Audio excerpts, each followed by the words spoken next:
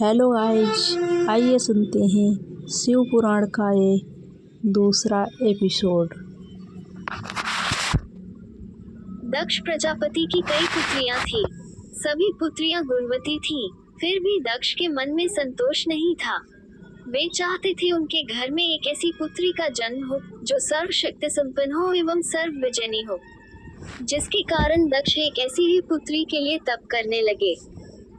तप करते करते अधिक दिन बीत गए तो भगवती आद्या ने प्रकट होकर कहा, मैं तुम्हारे तप से प्रसन्न हूँ। तुम किस कारण वश तप कर रहे हो? दक्ष ने तप करने का कारण बताया तो माँ बोली, मैं स्वयं पुत्री रूप में तुम्हारे यहाँ जन्म धारण करूंगी। मेरा नाम होगा सती। मैं सती के रूप में जन्म लेकर अपनी लीलाओं का विस्तार करूंगी। फलतः भगवती आद्या ने सती रूप में दक्ष के यहाँ जन्म लिया। सती दक्ष की सभी पुत्रियों में सबसे अलौकिक थी। सती ने बाल्य अवस्था में ही कई ऐसे अलौकिक आश्चर्यचलित करने वाले कार्य कर दिखाए थे, जिन्हें देखकर स्वयं दक्ष को भी विस्मयता होती रहती थी। जब सती विवाह योग्य हो गई, तो दक्ष को उनके लिए वर की चिंता होने लगी। उन्होंने ब्रह्मा जी से इस विषय में परामर्श किया। ब्रह्मा जी ने कहा, सती आद्या का अवतार है। आद्या आदि शक्ति और शिव आदि पुरुष हैं। अतः सती के विवाह के लिए शिव ही योग्य और उचित वर हैं। दक्ष ने ब्रह्मा जी की बात मानकर सती का विवाह भगवान शिव के साथ कर दिया। सती कैलाश में जाकर भगवान शिव के साथ रहने लगी। भगवान शिव के दक्ष के दामाद थे, किंतु एक ऐसी घटना घटित हो गई जिसके कारण दक्ष के हृदय में भगवान शिव के प्रति बैर और विरोध भाव पैदा हो गया। एक बार देवलोक में ब्रह्मा ने धर्म के निरूपण के लिए एक सभा का आयोजन किया था। सभी बड़े बड़े देवता सभा में एकत्र हो गए थे। भगवान शिव भी इस सभा में बैठे थे। सभा मंडल में दक्ष का आगमन हुआ। दक्ष के आगमन पर सभी देवता उठकर खड़े हो गए, पर भगवान शिव खड़े नहीं हुए। उन्होंने दक्ष को प्रणाम भी नहीं किया। फलतः दक्ष ने अपमान का अनुभव किया। केवल यही नहीं, उनके हृदय में भगवान शिव के प्रति ईर्ष्या की आग जल उठी। वे उनसे बदला लेने के लिए समय और अवसर की प्रतीक्षा करने लगे। एक बार सती और शिव कैलाश पर्वत पर बैठे हुए परस्पर वार्तालाप कर रहे थे। उसी समय आकाश मार्ग से कई विमान कनखल की ओर जाते हुए दिखाई पड़े। सती ने उन विमानों को देखकर भगवान शिव से पूछा, प्रभु, ये सभी विमान किसके हैं और कहाँ जा रहे हैं? भगवान शक्र ने उत्तर दिया, आपके पिता ने बहुत बड़े यज्ञ का आयोजन किया है। समस्त देवता और देवांगनाएं इन विमानों में बैठकर उसी यज्ञ में सम्मिलित होने के लिए जा रहे हैं। इस पर सती ने दूसरा प्रश्न किया, क्या मेरे पिता ने आपको यज्ञ में सम्मिलित होने के लिए नहीं बुलाया? भगवान शंकर ने उत्तर दिया, आपके पिता मुझसे बैर रखते हैं, फिर वे मुझे क्यों बुलाने लगे? सती मन ही मन सोचने लगी, फिर बोली, यज्ञ के इस अवसर पर अवश्य मेरी सभी बहनें आएंगी। उनसे मिले हुए बहुत दिन हो गए। यदि आपकी अनुमति हो तो मैं भी अपने पिता के घर जाना चाहती हूँ। यज्ञ में सम्मिलित हो लूंगी और बहनों से भी मिलने का सुअवसर मिलेगा। भगवान शिव ने उत्तर दिया, इस समय वहाँ जाना उचित नहीं होगा। आपके पिता मुझसे जलते हैं, हो सकता है वे आपका भी अपमान करें। बिना बुलाए किसी के घर जाना उचित नहीं होता है। इस पर सती ने प्रश्न किया, ऐसा क्यों? भगवान शिव ने उत्तर दिया, विवाहिता लड़की को बिना बुलाए पिता के घर नहीं जाना चाहिए, क्योंकि विवाह हो जाने पर लड़की अपने पति की हो जाती है। पिता के घर से उसका संबंध टूट जाता है। लेकिन सती पीहर जाने के लिए हठ करती रही, अपनी बात बार बार दोहराती रही। उनकी इच्छा देखकर भगवान शिव ने पीहर जाने की अनुमति दे दी।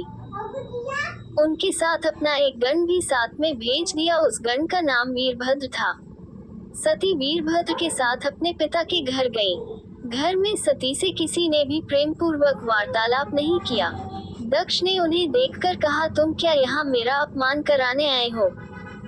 अपनी बहनों को तो देखो, वे किस प्रकार भांति भांति के अलंकारों और सुंदर वस्त्रों से सुसज्जित हैं। तुम्हारे शरीर पर मात्र बाघंबर हैं। तुम्हारा पति श्मशानवासी और भूतों का नायक है। वो तुम्हें बाघंबर छोड़कर और पहना ही क्या सकता है? दक्ष के कथन से सती के हृदय में पश्चाताप का सागर उमड़ पड़ा। वे सोचने लगी उन्होंने यहाँ आकर अच्छा नहीं किया। भगवान ठीक ही कह रहे थे, बिना बुलाए पिता के घर भी नहीं जाना चाहिए। पर अब क्या हो सकता है, अब तो आ ही गई हूँ। पिता के कटु और अपमानजनक शब्द सुनकर भी सती मौन रही। वे उस यज्ञ मंडल में गईं जहाँ सभी देवता और ऋषि मुनि बैठे थे तथा यज्ञ कुंड में धू धू करती जलती हुई अग्नि में आहुतियां डाली जा रही थी। सती ने यज्ञ मंडप में सभी देवताओं के तो भाग देखे, किंतु भगवान शिव का भाग न देखा। वे भगवान शिव का भाग न देखकर अपने पिता से बोली, पितृश्रेष्ठ यज्ञ में तो सबके भाग दिखाई पड़ रहे हैं, किंतु कैलाशपति का भाग नहीं है। आपने उनका भाग क्यों नहीं रखा? दक्ष ने गर्व से उत्तर दिया, मैं तुम्हारे पति शिव को देवता नहीं समझता। वह तो भूतों का स्वामी, नग्न रहने वाला और हड्डियों की माला धारण करने वाला है। वह देवताओं की पंक्ति में बैठने योग्य नहीं है। उसे कौन भाग देगा? सती के नेत्र लाल हो उठे, उनकी भौहें कुटिल हो गईं। उनका मुखमंडल प्रलय के सूर्य की भांति तेजोदीप्त हो उठा। उन्होंने पीड़ा से तिलमिलाते हुए कहा, ओ मैं इन शब्दों को कैसे सुन रही हूँ, मुझे धिक्कार है। देवताओं तुम्हें भी धिक्कार है, तुम भी उन कैलाशपति के लिए इन शब्दों को कैसे सुन रहे हो जो मंगल के प्रतीक हैं और जो क्षण मात्र में संपूर्ण सृष्टि को नष्ट करने की शक्ति रखते हैं। वे मेरे स्वामी हैं। नारी के लिए उसका पति ही स्वर्ग होता है। जो नारी अपने पति के लिए अपमानजनक शब्दों को सुनती है उसे नरक में जाना पड़ता है।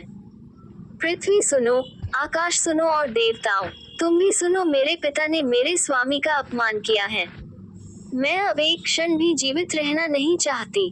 सती अपने कथन को समाप्त करती हुई यज्ञ के कुंड में कूद पड़ी। जलती हुई आहुतियों के साथ उनका शरीर भी जलने लगा। यज्ञ मंडप में खलबली पैदा हो गई, हाहाकार मच गया। देवता उठकर खड़े हो गए। वीरभद्र क्रोध से कांप उठे। वे उछल उछलकर यज्ञ का विध्वंस करने लगे। यज्ञ मंडप में भगदड़ मच गई। देवता और ऋषि मुनि भाग खड़े हुए। वीरभद्र ने देखते ही देखते दक्ष का मस्तक काटकर फेंक दिया। समाचार भगवान शिव के कानों में भी पड़ा। वे प्रचंड आंधी की भांति कनखल जा पहुँचे। सती के जले हुए शरीर को देखकर भगवान शिव ने अपने आप को भूल गए।